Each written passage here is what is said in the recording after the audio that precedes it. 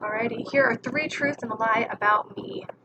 Um, so I want to tell you, it looks like I chose two basic categories here. One is that I have been parasailing, and that is a true story, and I will give you more details on that later. Number two, a Moroccan man asked me to be engaged to him so that he could get a visa to come to the United States. This is actually true. It's one of the crazy things that happened to me when I was in France.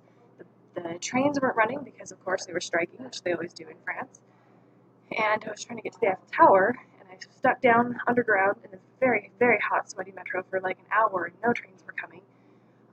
Some fellow saw my concerned face, and he came over and spoke to me in simple French and a little bit of broken English, and he said, "Let's team up and we'll be partners." And so we found the Eiffel Tower together, and then he found me on Facebook, and he asked me to marry him about like 6 or 7 times, and I continually said no, and then he deleted me on Facebook, so that was a fun story.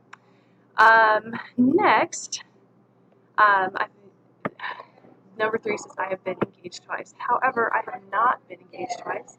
I have actually not ever been engaged ever. I got close once or twice, but never actually had a ring.